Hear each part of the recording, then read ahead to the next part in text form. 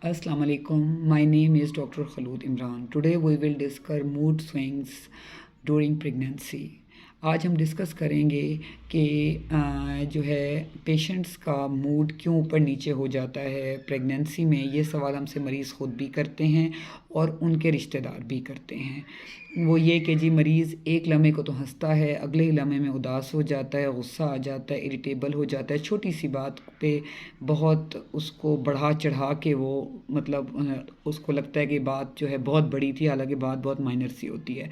तो ये सब चीज़ें जो हैं क्वाइट नॉर्मल हैं ड्यूरिंग प्रेगनेंसी। और इसकी वजह क्या है, जो सवाल हमसे होता है उसका आंसर मैं क्लैरिफाई करूं कि उसकी वजह ये है कि वो हमारे बॉडी के हार्मोन्स हैं, स्पेशली एस्ट्रोजन और प्रोजेस्टेरॉन। ये एकदम पीक पे जाते हैं ड्यूरिंग प्रेगनेंसी, तो उस वजह से स्पेशली एस्ट्रोजन, उसकी वजह से जो है पेशेंट में ये मूड स्विंग्स आती हैं। इसमें क्या क्या हो सकता है, इसमें जी पेशेंट को मॉर्निंग सिकनेस हो सकती है, सुबह उसका उठने का दिल नहीं करता, और स्पेशली स्लीप डिस्टर्बेंस बहुत ज़्यादा है। नाइट स्लीप जो है पेशेंट की बिल्कुल ख़त्म हो जाती है या कम हो जाती है, some time due to fetal movements, बच्चे की हरकत की वजह से या वैसे भी। तो ये सब क्वाइट नॉर्मल है, लेकिन इसमें यह है कि हमें किस टाइम हमें अपने डॉक्टर से कंसल्ट करना चाहिए कि अब ये नॉर्मल नहीं है। उसमें सबसे इम्पोर्टेंट हमारे पास प्रेगनेंसी में डिप्रेशन है। जब भी पेशेंट को मुसलसल वो उदास रहेगा, नेगेटिव थॉट्स आएंगी, सुसाइडल थॉट्स आएंगी, और वो मुसलसल रहें 2 हफ्ते से ज़्यादा, इसका मतलब ये है कि अब आपको अपने डॉक्टर से, अपने गायनेकोलॉजिस्ट को अपने ये सिम्टम्स बताने हैं, ये अलामात बतानी है, ताकि वो आपको आगे साइकेट्रिस्ट के पास रेफ़र करें।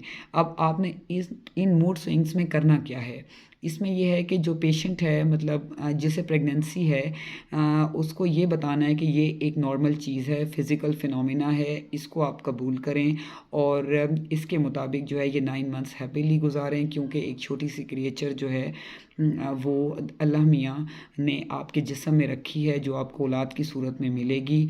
तो इसलिए आप अच्छा खाएं पिएं, फ्रूट्स का इस्तेमाल ज़्यादा करें, वेजिटेबल्स लें, पानी लें, ज़्यादा से ज़्यादा पिएं, मीट का इस्तेमाल करें, और उसके अलावा एक्सरसाइज करें। एक्सरसाइज बहुत बड़ा रिलैक्सेंट है, तो उससे पेशेंट हैप्पी रहता है।